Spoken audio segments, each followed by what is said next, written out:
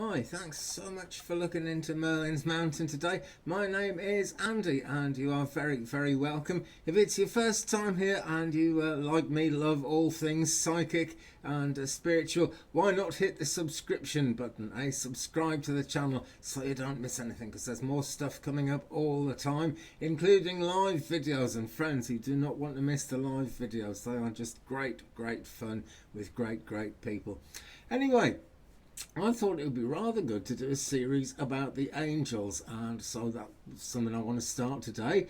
And I thought before I actually get into the all the details that I can come up with about angels, I should tell you why I care about angels. And I guess the first thing to do really is to talk about how I met them in the first place. And that sort of worked three ways, really. As a small child, I grew up in a house right next to a huge, great big church. And so occasionally, the family would go there. My parents weren't big church goers or anything, but we'd go in there and we'd see the pictures on the walls and the statues and the carvings of things. And there was something about the angels always got my attention. And then a little bit later, sort of on in childhood, I guess I would have been about something like 11 years old. I think it was 1974. Good gosh. So yeah, I must have been 10, 11, something like that. And I was going through some really quite difficult times at school. I expect a lot of us have been there, especially, those of us who've got a spiritual gift or a psychic gift tend to go through some unpleasantness at the hands of the other children in schools. And, I would just kind of wish that I could pray to an angel and it would work. And I didn't really believe it would in those days. But for some reason, I don't know, I used to pray, and I used to think maybe it would work. So time went on, and I grew up and went through quite a lot of life. And I always had some kind of belief in God, but I certainly wouldn't have called myself a spiritualist in those days, and I wasn't really someone who believed in spiritualism. I guess like the small boy that prayed to God and kind of wished the angels were real. I didn't really fully 100% believe in them. And then I went through a time of disability, really. I had a big stroke and I could barely talk, and I could only kind of, walk if I had two walking sticks. The hospital people told me that, like, as strokes go, it was sort of 9 out of 10, really. It was a pretty big one. And I was only 26 years old at the time, which is, in a lot of ways, why I've been able to recover. But there was a lot more recovery happened about 10 years after, and this is my first real angel story. And this is what really made me believe in them. My girlfriend was pregnant, and she started drinking a hell of a lot, and she got a little bit ill as well. I think the two things went together. I think as she felt her health going, she would want to drink more, and then the baby was born. A lovely little girl who's in her 20s now, is actually transitioning into a man, but anyway, she was my little girl at the time that she was born. And because mum was really very ill by that time, and struggling a lot to give up drinking and really losing that battle, I became quite worried, because I couldn't believe that the authorities that were helping us, that the doctor had got involved. I couldn't believe that they would choose me because I needed two walking sticks, and you've got to be able to carry babies around, haven't you, and that kind of thing. So I really was pretty worried, and I reached a very low point, actually. And one day I was in a card shop, just in the general way of life. Well, I went in there to buy a newspaper. This was before we had the internet. The internet existed, but it was very early days, and I didn't have a computer here. So I went into this shop to buy a newspaper, and it sold cards as well. Beautiful cards, not just the ordinary ones, but really amazing cards, some of them. And there was one in the shape of an angel, with a really beautifully painted angel on it. And I liked it so much I bought it actually and brought it home. And I wish I could find it to show you. I was looking around before I started the video, hoping that I would find this picture so I could show you. But I tacked it onto the wall. It kind of had a special sort of loop at the top and a hole so you could pin it up somewhere. But I used some tack and I tacked it onto the wall. And then one day there was this hearing coming up about what was going to happen to my daughter, and you know where we were going to go from there in terms of bringing her up and everything. And I was terrified that she was going to get adopted and that then I wouldn't be that much of a part of her life, and you know, how much would I even see of her again if that happened. So I was very upset, and I looked up on the wall and I saw this angel, and somehow I believed that the angels could help. I mean, I realised this was a picture of one, but somehow I felt that, like, if I really focused my intentions on that somehow it would help. So I prayed to God that there would be an angel as beautiful and amazing as this angel in the picture that would look after my little girl, and that would make sure everything was all right, and I guess look after me and her mum as well. And I really, really believed it. You know, I didn't have anywhere else to go, I guess. But at that point, I really started believing that something good could happen. All the Old Testament Bible stories about angels kicked in, and I started remembering those from my childhood. And I really believed that this angel could help. But I couldn't see how, you know. And there must have been some communication going on, because I wasn't aware of it, but I started thinking through, well, I've got 2 walking sticks and I can hardly talk. Those are the 2 things that I think are really going to cause the most problem when I actually go to this hearing to find out what's going to happen. And maybe a day or so after, I got out of bed and I found that I could actually get around on 1 walking stick. So that was sort of kind of good. And then the day of the hearing came, and I got out of the car, got a taxi there, and I got out of the car. And when you get out of a car, you sort of lean on the car at first and then pick the walking stick up once you're out. And I got out of the car and I found I didn't really need the walking stick. So I left it there because this same taxi was going to take us home afterwards. We'd booked it, and I was going to leave it. And I said, yeah, if you're sure. So I did.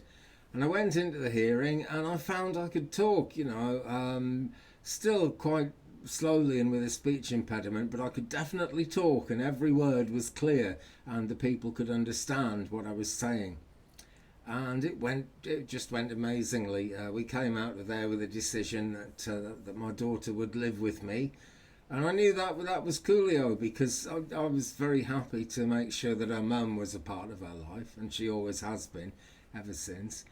And so it worked, you know. It seemed unbelievable to me, really, but, you know, there I was coming home from this meeting in the car and knowing everything was going to be all right, and there was just no doubt in my mind that the angels had something to do with this in a very big way, because it was impossible, you know. Before it actually happened, I think anyone would have said it was impossible. It was just not possible that the meeting would go as well as it did, and certainly no one would have thought it would have gone in my favour, but it very much did.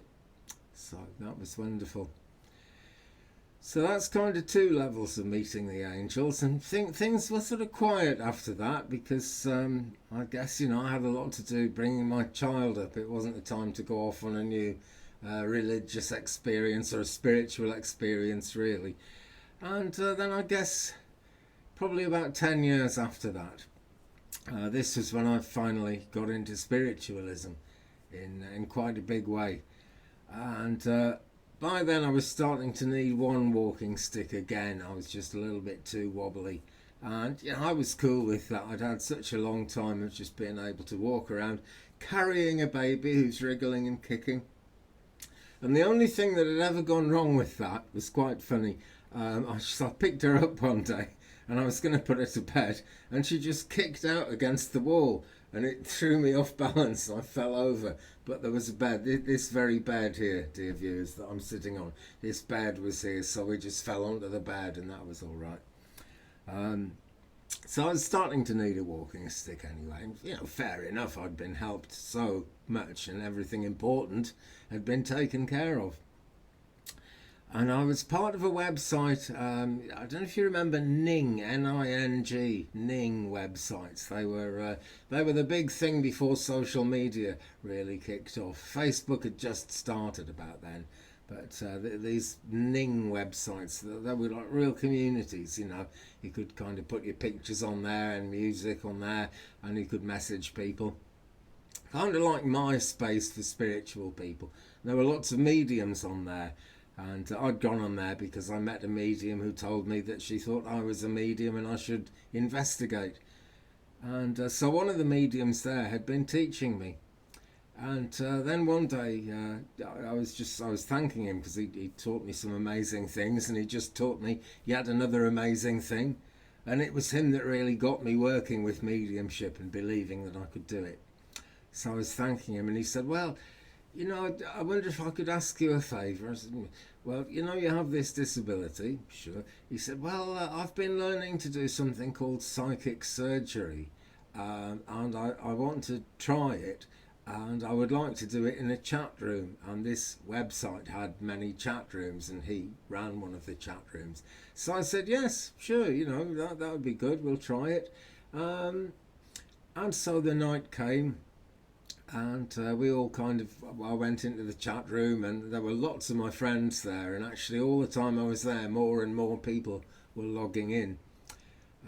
So the medium talked me down into a trance, and it was very, very subtle, but I could feel things happening. I could feel my feet working again, and I could feel some life coming back into my left leg, which is the one that was very damaged by the stroke. And I could just feel stuff going on, that's all I can say. I could feel that it was real. And then a really amazing thing happened towards the end of the session. He said, there's something wrong with your left shoulder as well. There seems to be a crack in the bone or something. And that blew me away because when I was 18, I'd been in a train crash.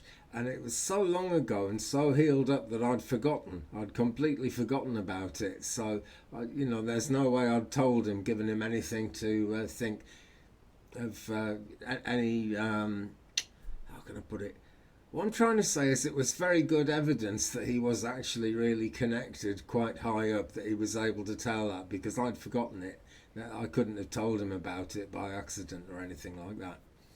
And yes, I did some work on that, and he said, right, it might not be immediate, but pretty soon you're going to be able to walk without the stick again, and you're going to be able to talk that much better. Because one of my questions when I was told I was going to be a spiritualist medium was, how's that going to work with a speech impediment, standing up at the front of a church and talking for a long time with a speech impediment? How? Why would Spirit choose me to do that? And he reckoned he'd fixed it. And sure enough, I found I could talk quite a lot better. So, that was wonderful. And at the time I worked in a crystal shop in a little village near here called Newcastle Emlyn in West Wales. It's kind of on the edge of this mountain, so it's all part of the Merlin magic thing, really.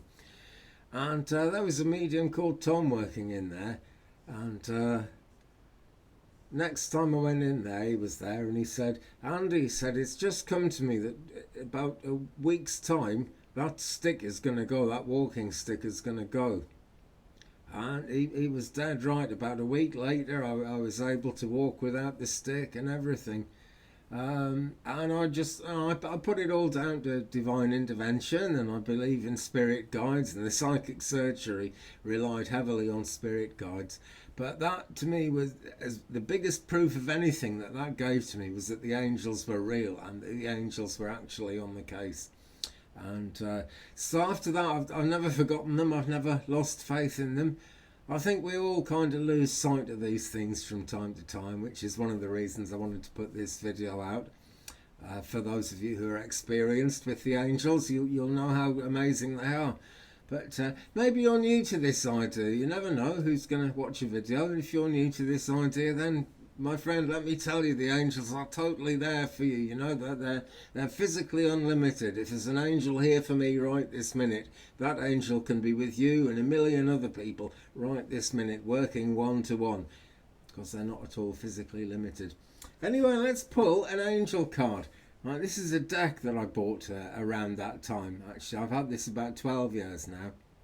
Ask an Angel by Toni Carmine Salerno. It's a brilliant psychic artist working out of Blue Angel Galleries in Australia. And he doesn't just kind of sat to work and paint lots of pictures to make into a deck. He constantly paints, and every now and again he selects out some pictures to make into a deck. But the pictures kind of come along before the idea of the deck, you know. So we'll have a shuffle, and I'm just going to pull one angel card. This is for you if you're drawn to it, if you're watching with us today. And we'll see what angel is kind of in your aura and who is going to come out and help today. Here we go. We'll turn over the top one. Archangel Raphael. Here we go, Archangel Raphael, and it's healing. Hope you can see the card. This is a very bright light. It's the same light I usually use, but it seems to be shining extra bright today, so maybe the angels are joining in there. But yeah, healing. Healing, it's going to happen. It's going to come into your life, and it is actually going to work, friends. And I'm so glad this one came up after I've been talking about angel healing. You know, Raphael is just... well, they're all really amazing, but Raphael certainly is. And yeah, healing. Just look at the picture on this, you know, the serenity on this character. And we've got the star here, 2 stars in fact. One of them looking rather like the sun. And as long as I've been a medium, star patterns like that have meant to me that there's someone in the spirit world watching out for the person I draw this card for. So friends, this is for you, and don't ever forget, the spirit world are watching out for you, the angels are watching out for you, and the sun is really shining in the sky a lot more brightly than we tend to believe it ever could. It's just, you know, this world is made to drag us down. This world is set up to make us feel as if everything is hopeless and nothing really good can ever happen unless we become famous, unless we can actually become a politician, or, you know. God, what, I'm so glad I'm not a politician. What a dull life that must be, telling all those lies all the time. No, the angels are there for all of us, for you, for me, for absolutely everyone. The healing is coming in, says Raphael.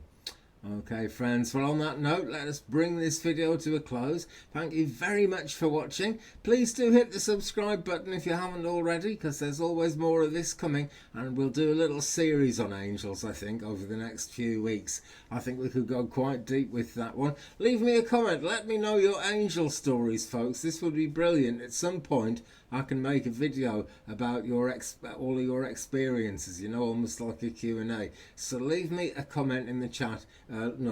Leave me a comment in the comments, a message in the comments. That's the best way to say it.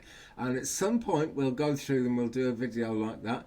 Please drop a like on this one, and I'll see you again in a future video, friends. Love and light. Don't forget the angels. Blessings and peace.